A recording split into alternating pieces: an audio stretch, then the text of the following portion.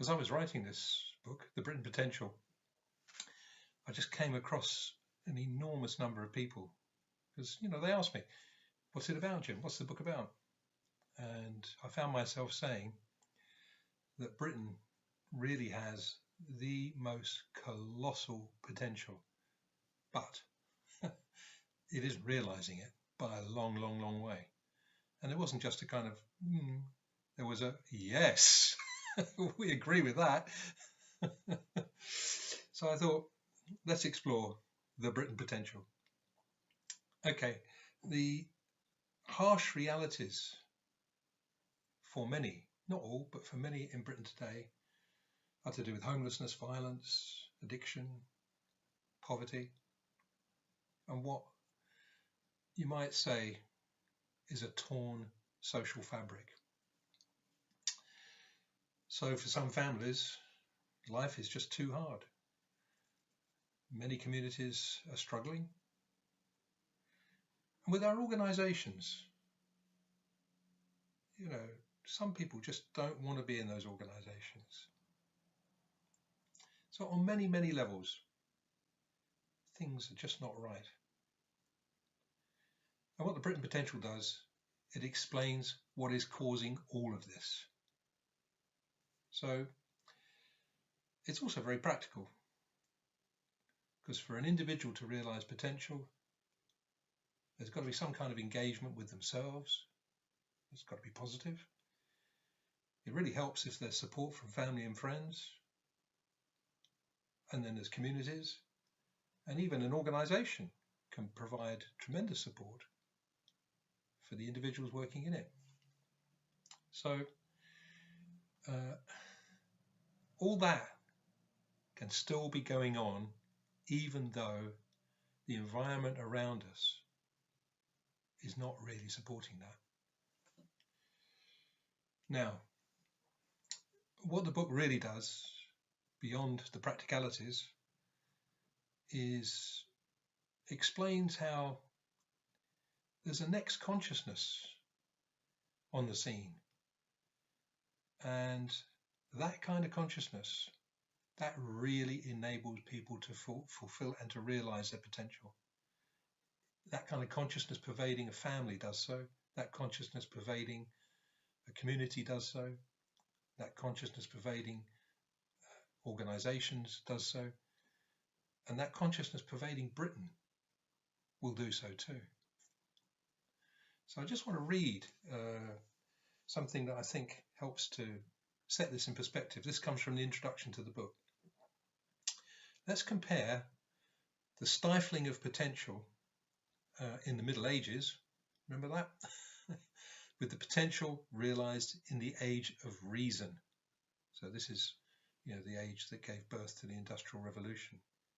So each time humanity has developed a more advanced consciousness, so age of reason more advanced than medieval, we have changed how we do things, the kinds of organizations we have, and how government operates. And that shift of consciousness enters people's lives, changing how much potential can be realized. So a researcher called Frederick Laloux has applied this to organizations today, and he has found a number of next generation organizations and unpacked the kind of consciousness their leaders have. Their consciousness has moved on compared with, for example, that of CEOs of corporates. And the organizations which have resulted, they're really a massive improvement. They are light years ahead of the old corporates. I'm using this approach with Britain itself. When we look back over our more recent history, the consciousness powering the Industrial Revolution shifted after the Second World War, giving birth to welfare state Britain. 1989, it shifted again, giving rise to the Britain we have today, based on markets, money, and a relentless focus on economic growth. So is there a next generation Britain? Is a shift of consciousness occurring which will enable the country to move on from where it is today and for more potential, far more potential to be realized? By the time you finish this book, I think you will say, yes, there is. So that comes from the introduction to the book. It gives you a sort of a sense, beginning of a sense of the power of the kind of consciousness, not just that individuals have, that are in families, communities, organisations, in our politics and across the country.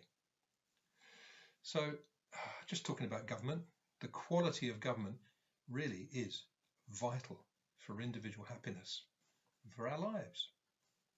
So I think what the book's offering is a really clear understanding of what a very different kind of politics that supports humanity, heart, and is capable of restoring the social fabric. What kind of politics,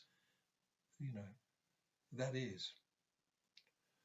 And also, you will get a lot of information from the book about organizations, developments in businesses, certainly in civil society, but also in state services, surprisingly, that are into this next consciousness, that have heart, that have humanity, and are restoring the social fabric. So here's the second quote. What is fueling that energy, the energy to do these very different kinds of things based on this next consciousness, is that in long-standing democracies like Britain, we desperately want something new to appear which really helps people across the country better fulfill their potential. This in turn helps the country better fulfill its potential. New ways of doing things together, widely lived and experienced in the population, are benefiting from this energy. We are developing in the body of the society islands of microactivity which work better, which have heart, and where individuals fulfill their potential better. These become the support for the new and better within areas of life that lie on the surface of society, like politics.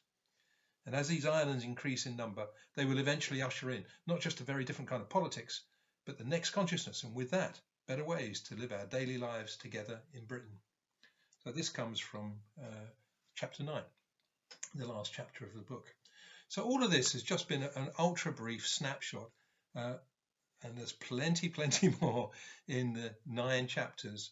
They're very easily digestible. There's lots of stories, loads of experiences, very engaging stuff. And I suppose just to end on, we can all play a part in the Britain potential.